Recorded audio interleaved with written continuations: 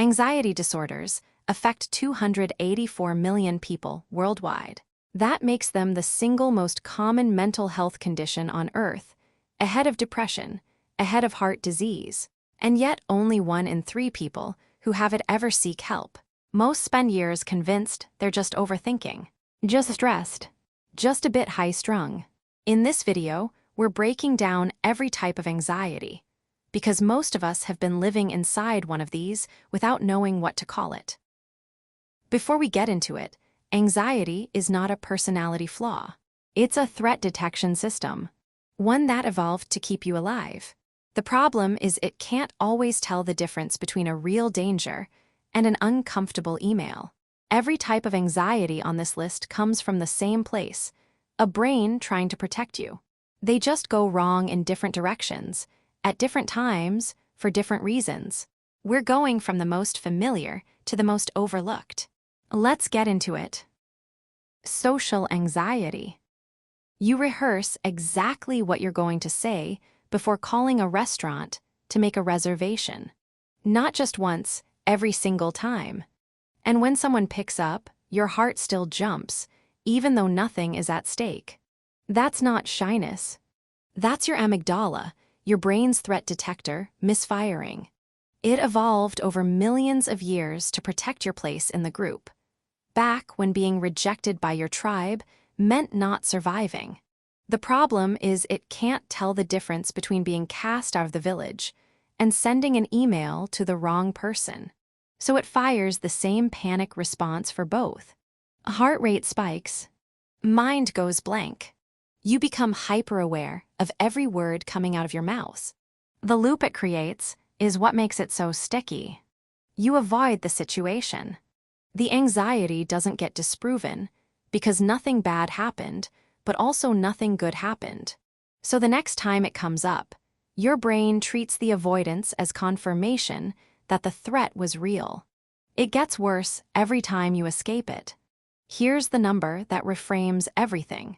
Social anxiety is the 3rd most common psychiatric disorder in the US, ahead of many conditions people take far more seriously. Yet the average person waits over 10 years before telling anyone, because it's so easy to mistake for just being quiet. And then there's a type that isn't about people at all. Performance anxiety. You've rehearsed the speech perfectly at home. You know it cold. Then you stand up, people look at you, and your mind goes completely blank. Not because you forgot it, because your brain decided this moment was important enough to add a second job on top of the first one.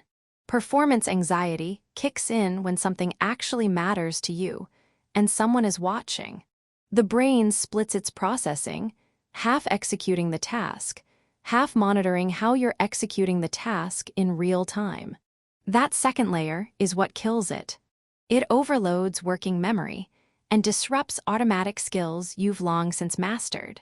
The more practiced you are, paradoxically, the more vulnerable you are because your skill lives in muscle memory, not conscious thought, and consciousness is exactly what anxiety forces onto it. Here's what makes this counterintuitive. The choking effect is worst at moderately important events, not the highest stakes ones. When the pressure is extreme, you commit fully. When it's moderate enough to care, not enough to surrender, that's when the monitoring gets loudest. Athletes and musicians call it paralysis by analysis. Studies suggest up to 70% of professional musicians experience it severely enough to affect their playing. People who have practiced their instrument for 20 years, performing worse because they know someone is watching. And once you understand that, it starts to feel less like failure and more like a crossed wire. Then there's a type where the attack comes completely out of nowhere. Panic disorder. It started on a perfectly normal Tuesday afternoon. Your heart suddenly started racing for no reason. Your vision went strange. Your chest tightened. And for about 8 terrifying minutes you were completely convinced something was seriously wrong. With your heart, your brain, something. Then it passed. And that's when the real problem began. A panic attack is your body's full emergency response, fight or flight, firing without an actual emergency. Heart rate doubles in seconds. Breathing accelerates. Adrenaline floods the system. Your body is doing exactly what it was built to do in the face of a predator. Except there's no predator. There's just a Tuesday afternoon. The terrifying part isn't the attack itself. It's what happens next. The physical sensations become their own trigger. Your heart beats a little faster than usual, and your brain flags that as the start of another attack, which makes your heart beat faster, which confirms the alert. A feedback loop where fear of the symptoms causes more symptoms. Here's what most people don't know. Most panic attacks peak and fully subside within 10 minutes. They feel life-threatening, but they never are. What does real damage is the anticipation. The fear of the next one is so powerful that many people quietly restructure their entire lives around escape routes, without ever understanding why. And then there's a type that never turns off. Generalized anxiety. You're lying in bed at 2 a.m., running through every possible thing that could go wrong tomorrow. Emails you might have worded wrong. Appointments you might forget. Conversations you haven't had yet. None of it is urgent. All of it feels urgent. Generalized anxiety disorder, GAD, is what happens when the brain's threat detection system gets stuck in the on position permanently. Normally, the prefrontal cortex acts as a filter.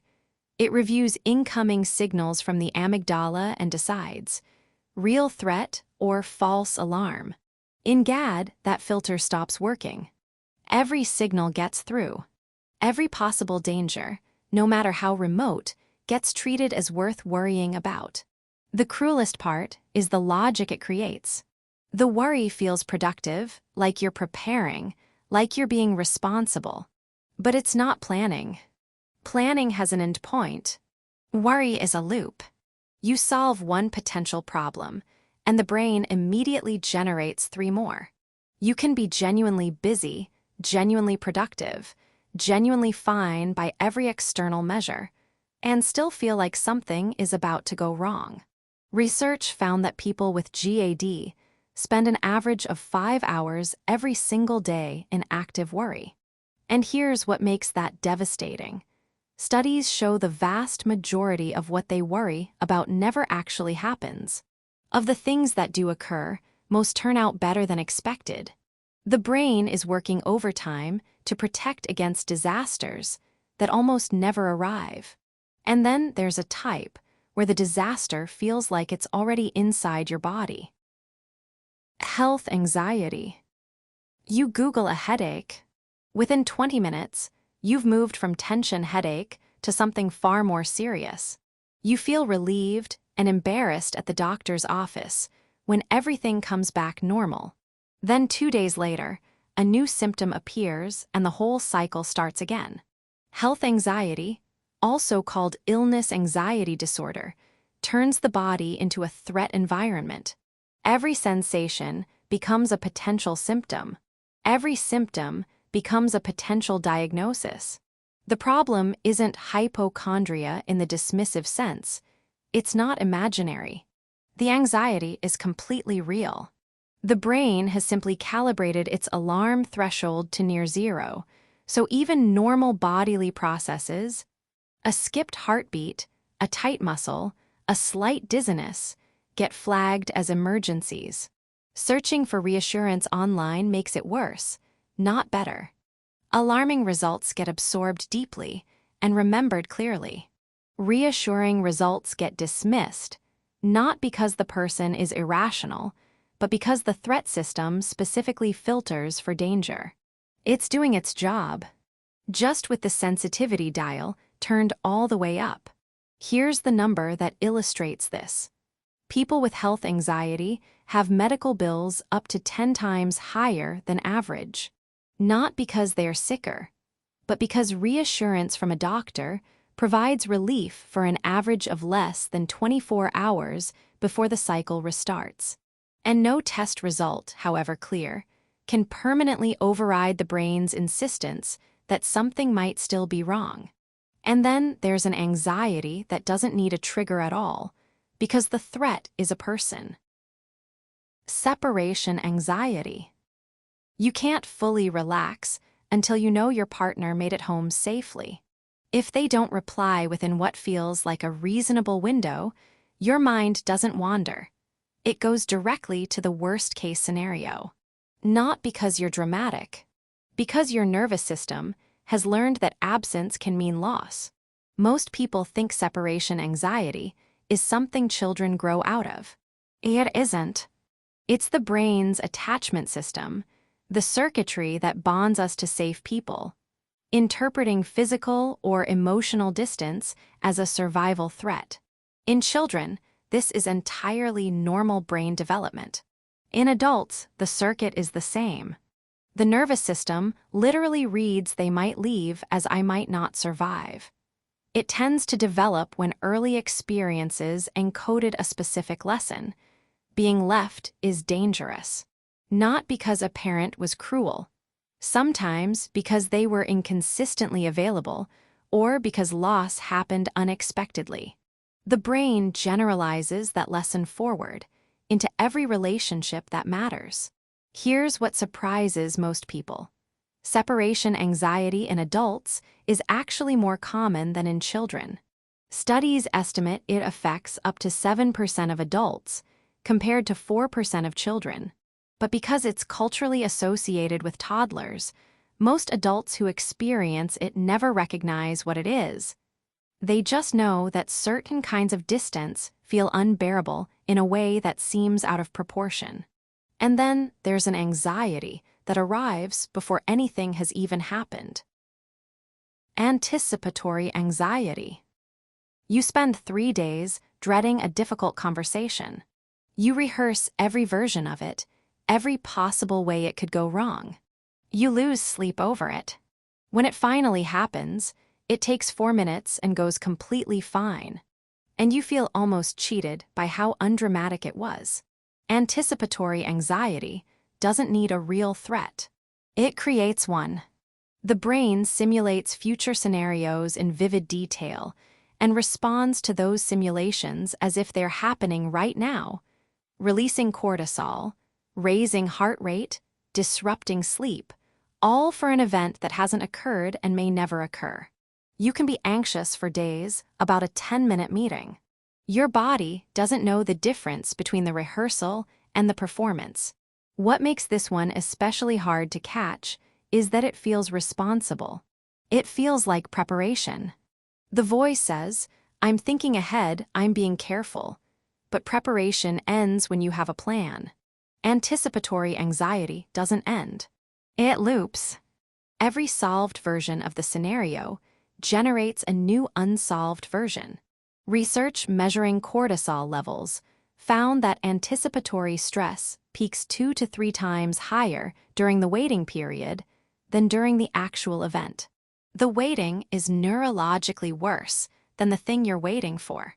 And studies found that 85% of the things people dread with this kind of intensity either don't happen at all or turn out significantly better than imagined. Now, here's the type where the anxiety looks exactly like ambition. High-functioning anxiety. You finish the project. You get the praise. You feel good for maybe 20 minutes. Then the next worry arrives, already fully formed, and the engine starts again. From the outside, you look like someone who has it together. From the inside, you never stop running. High-functioning anxiety is what happens when the nervous system stays in low-grade hyperalert permanently. But instead of freezing, you channel the energy into output. Productivity, over-preparation, helping everyone around you so thoroughly that they never notice you're using it to manage dread. The to-do list isn't ambition, it's regulation. Crossing things off gives a few seconds of relief, and then the list grows back. This is the anxiety that looks like success. The person who never misses a deadline is sometimes just terrified of what happens if they do. The person who overprepares for every conversation is sometimes just trying to eliminate every possible thing that could go wrong. It's useful until it isn't.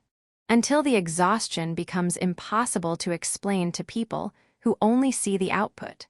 High-functioning anxiety doesn't appear in any clinical manual. It's not an official disorder. Yet surveys suggest it describes roughly 3 in 10 high-achieving adults. Millions of people running on a chronic anxiety they've learned to disguise as ambition. And then, at the very far edge, there's an anxiety that isn't about what could go wrong in your life. It's about what it means to have one. Existential anxiety. You're lying outside on a quiet night, staring at the sky. Nothing is wrong. Everything is fine. And then a thought arrives completely uninvited, that none of this will have mattered in 1,000 years. That every decision, every achievement, every relationship eventually dissolves. And for a few seconds you feel it physically, in your chest. Existential anxiety is the dread that comes from confronting facts no amount of therapy or productivity can resolve. You will die, your choices are irreversible, and no one can fully enter your inner experience. These aren't problems you can solve. They're conditions you have to live inside. And the brain, which is built to solve threats, doesn't handle unsolvable ones well. Terror management theory, one of the most replicated frameworks in psychology, proposes that most of what humans do, building legacies, forming tribes, accumulating status, is partly driven by a subconscious attempt to manage the dread of our own finitude. We don't just want to succeed. We want to matter past our own death. Here's the fact that stops people. Research shows that simply seeing the word death on a screen, even without consciously registering it, measurably changes behavior within seconds. More nationalism, more hostility to outsiders, more spending on luxury goods. Across 50 years of research and 26 countries, the same pattern holds. A single word, briefly flashed, and the whole architecture of human self-protection activates. Existential anxiety isn't a flaw. It's the price of being conscious. Every type of anxiety on this list is your brain doing its job, just in the wrong situation, at the wrong intensity, for the wrong kind of threat. The brain that keeps you safe in actual danger is the same brain that makes a phone call feel like a crisis. That's not weakness. That's a finely tuned system running in an environment it wasn't designed for. The strangest part isn't that anxiety exists. It's that for most people, knowing what it is doesn't make it stop. Understanding it changes the relationship to it. That's different from fixing it. Which type felt most familiar to you? Drop it in the comments. You'd be surprised how many people are sitting with the same answer. Subscribe for more, new video every week. See you in the next one.